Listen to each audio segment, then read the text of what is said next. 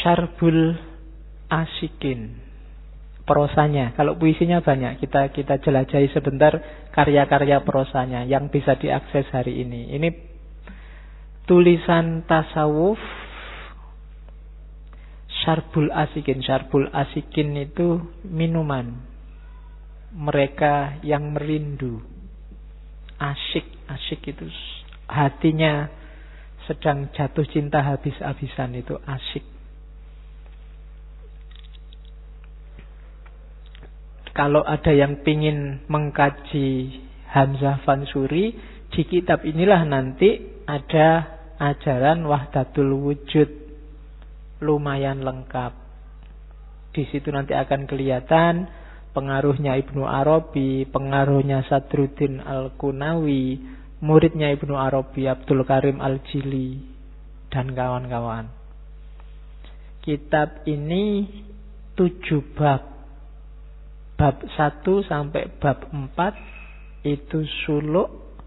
Bab 5-nya tentang tajalli, yang dari situ nanti bermuara ajaran Wahdatul Wujudnya. Bab ke-6 tentang sifat-sifat Allah. Bab ke-7 puncaknya, yaitu isyq dan syukur. Syukur bukan syukur ya. Syukur itu mabuk, sakr. Jadi mabuk Allah. Kalau isyq itu jatuh cinta sama Allah. Jadi puncaknya adalah tentang mabuk cinta. Setelah diawali dari suluk, kemudian basis berfikirnya ada di bab 5, kemudian Wahdatul Wujudnya 5, kemudian tentang Allahnya sendiri di bab 6, dan puncak pengalaman ada di bab 7. Itu Syarbul Asyikin. Jadi minuman para pecinta. Oke, kita minum dulu mumpung ngomong minuman. Ya.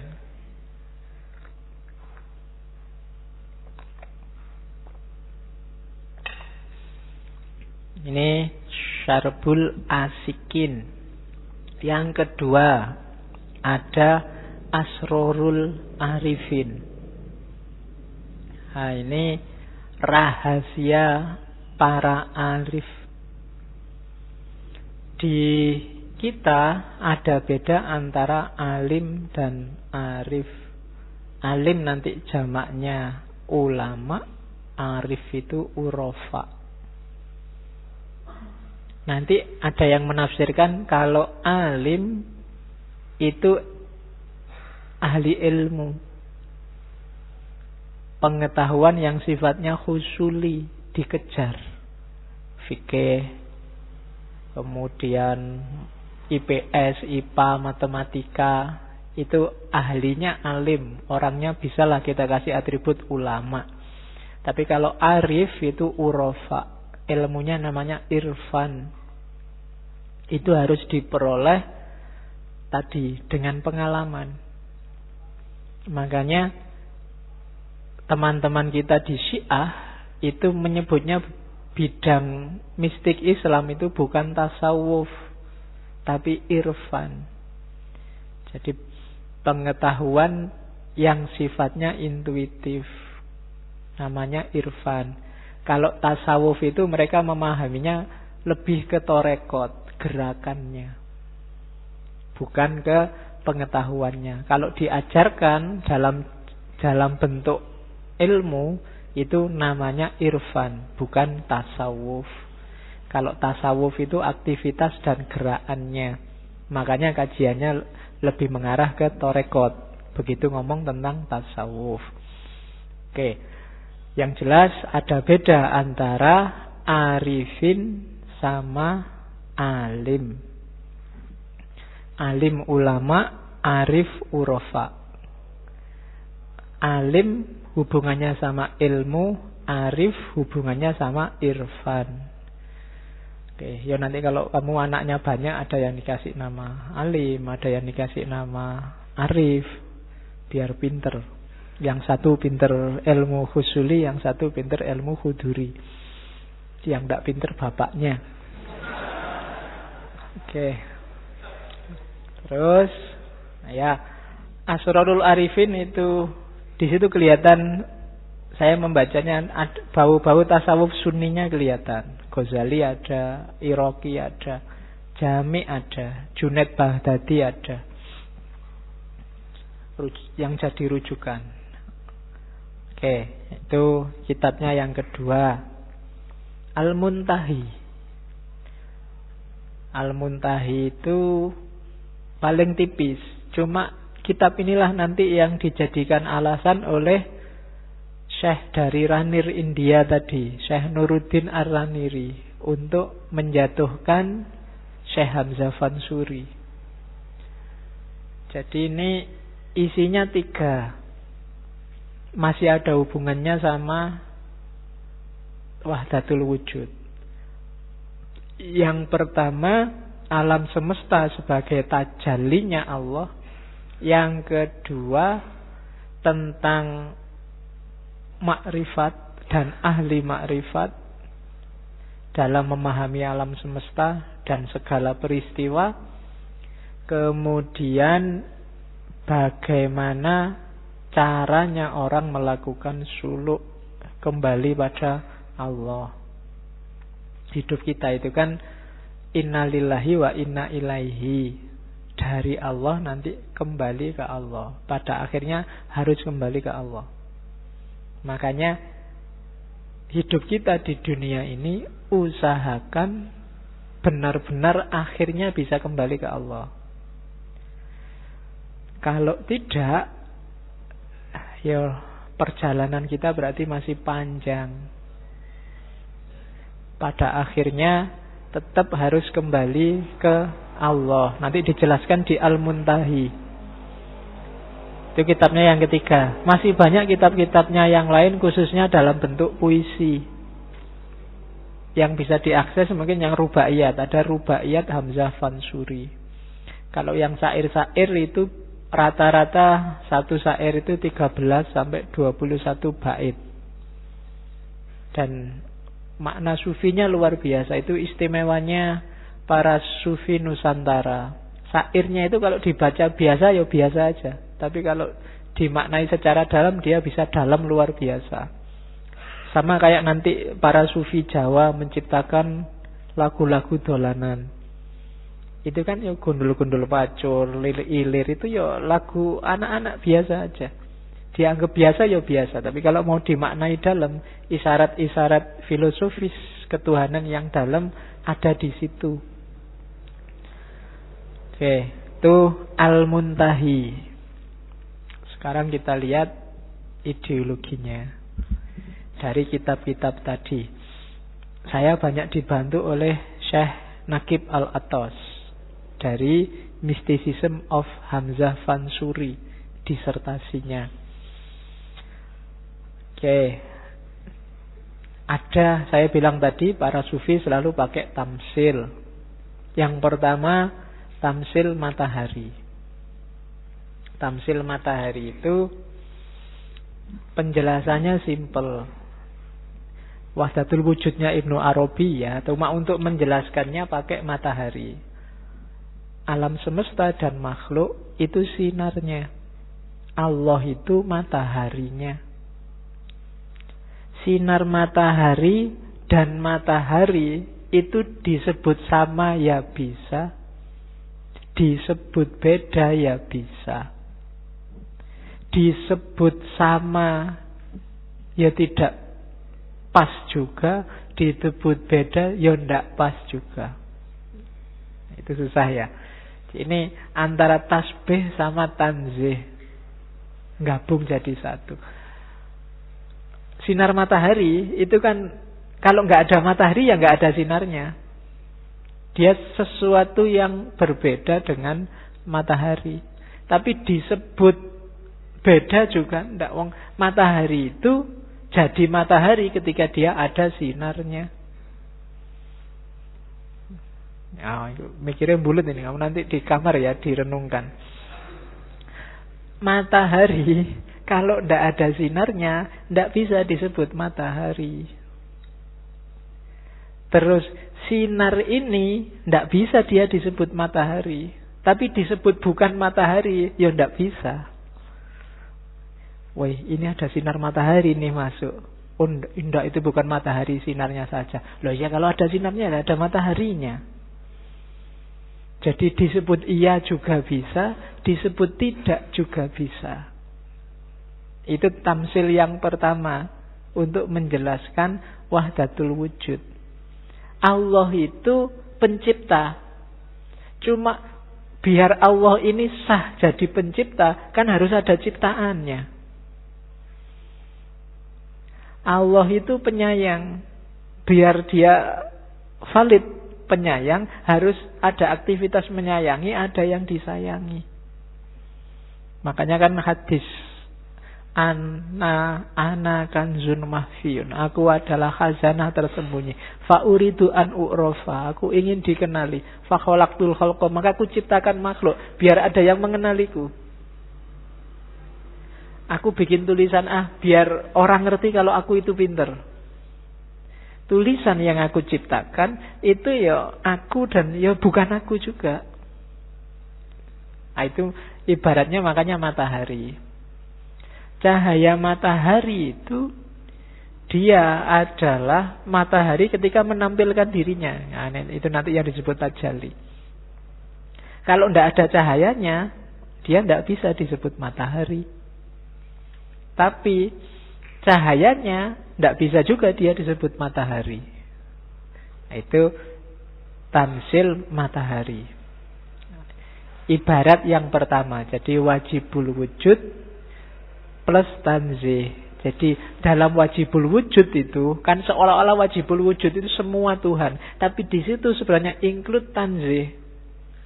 Tanzih itu menyucikan Allah dari semua yang bukan Allah.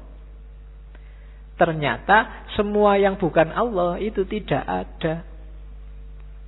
Yang ada sebenarnya hanya Allah. Dari situ terus ada konotasi tanzih. Jadi wajibul wujud itu tidak menganggap semua Tuhan, tapi semua tidak ada, yang ada hanya Tuhan. Ini agak beda ya. Ya bagi banyak orang secara simpel semuanya Tuhan. Tapi maksudnya para sufi itu semua itu tidak ada, semua hanya mungkin ada. Satu-satunya yang ada hanya Tuhan. Jadi ada beda titik tekan. Jadi antara semua Tuhan dengan semua tidak ada kecuali Tuhan.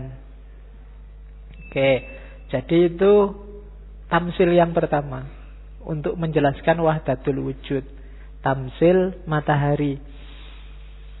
Tamsil yang kedua di naskahnya Hamzah Fangsuri, tanah liat. Ya karena zaman itu mungkin belum ada gelas kayak gini, belum ada tempat-tempat untuk makan yang bagus-bagus pakai keramik itu, adanya tanah liat. Tanah liat itu kan yang dibikin kendi, dibikin gelas zaman dulu, dibikin piring, dibikin cowek, dibikin macam-macam. Nah, tanah liat itu seolah-olah misalnya kamu lihat tanah liat dalam bentuk kendi. Yang kamu lihat kan kendinya. Yang itu beda sama gelas, sama-sama dari tanah liat. Sekarang gelas ini yang ini kamu sebut gelas, yang ini kamu sebut kendi. Kenapa? Kamu hanya menyebut luarnya saja, bentuknya saja. Padahal kalau kamu mau, coba lihatlah isinya, hakikatnya. Hakikatnya apa? Sama tanah liat. Nah, alam semesta itu seperti kayak kain ini loh. Ini kan kain. Kain ini hakikatnya kain. Tapi kan kamu tidak melihat hakikatnya. Melihat, oh ini baju pak, ini celana, itu jaket, itu sarung. Hakikatnya satu. Tanah liat, kain. Jadi podo-podo kain nih. Jangan, meskipun itu celana dalam, kamu jejer sama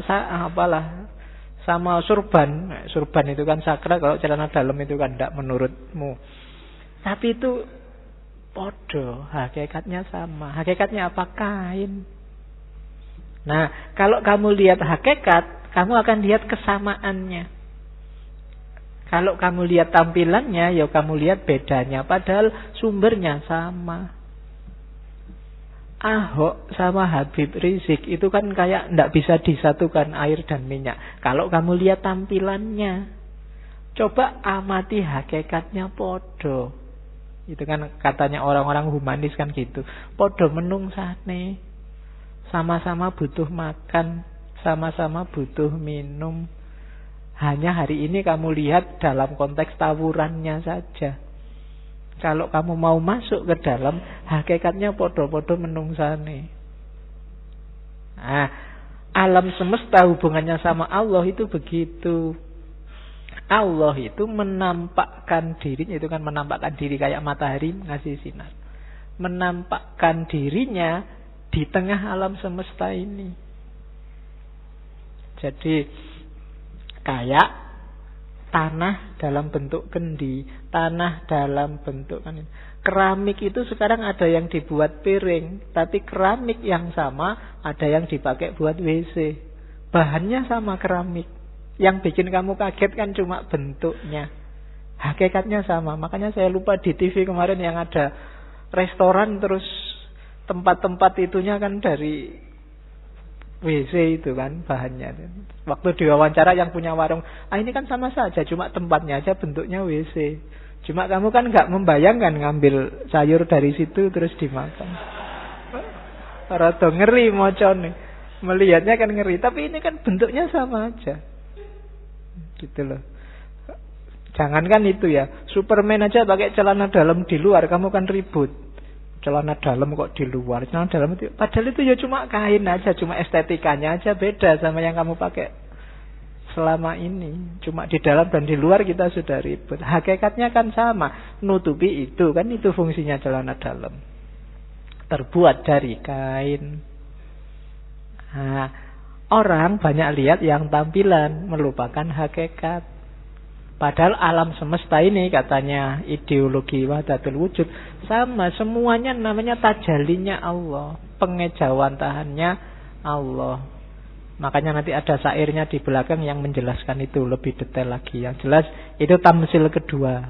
Tadi pakai tamsil matahari, sekarang pakai tamsil tanah liat. Terus tamsil yang ketiga, tamsil ombak. Itu ada syairnya. Jadi Tuhan kita itu seperti bahrul amik. Ombaknya penuh pada sekalian torik. Laut dan ombak keduanya rofik. Akhir ke dalamnya jua ombaknya horik. Itu uniknya Hamzah Fansuri, kata-kata bahasa Jawa, bahasa Melayu, bahasa Arab, bahkan nanti ada beberapa bahasa Persia dicampur untuk menghasilkan bait puisi yang enak didengar. Jadi ombak contohnya lagi, laut sama ombak. Laut itu hakikatnya, ombak itu hasil gerakannya laut. Tapi kamu coba pisahkanlah ombak sama laut, tidak akan bisa. Bawa ke sini ombaknya, lautnya biarin aja. Misalnya kamu rekreasi nih Parangtritis, yuk dibawa pulang ombaknya aja, lautnya biar ditinggal. Tidak iso. Karena ombak itu hakikatnya ya laut. Tuhan itu kayak bahrul amik, lautan yang tak terukur, lautan yang tak bertepi. Ombaknya ketika dia bergerak, lautan yang tak bertepi itu lahir ombak. Jadi makhluk itu af'alnya Allah. Jadi dia ya Allah. Kayak kemarin ya tak jelaskan meskipun penjelasannya agak kasar. Ketika awalnya dulu tidak ada apa-apa, yang ada kan cuma Allah saja, tidak ada apa-apa yang lain. Terus ada makhluk. Makhluk ini ketika dia lahir sumbernya dari mana? Ya pasti dari Allah juga. Tidak mungkin ada bahan di luar Allah. Kalau ada bahan yang lain selain Allah, pasti ada sesuatu di luar Allah yang dia ada menyamai Allah. Maka itu yang terus para filosof muslim awal, bahannya ya Allah juga. Dari situ lahir emanasi. Jadi alam semesta ini ya bahannya dari Allah. Wong dulu awalnya nggak ada apa-apa kayak. Lu manusia kan dari tanah, Pak. Lah ya, seandainya dari tanah, dulu tanah itu dari mana? Oh, itu sudah ada. Allah kan enggak bisa. Zaman dulu enggak ada apa-apa sama sekali. Allah tok yang ada. Maka untuk lahir alam semesta, ya bahannya ya harus dicuilkan dari Allah. Apa dicuilkan itu?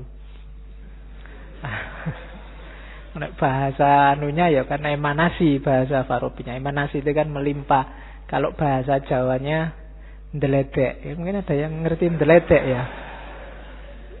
Netes, luber, melimpah dari Allah.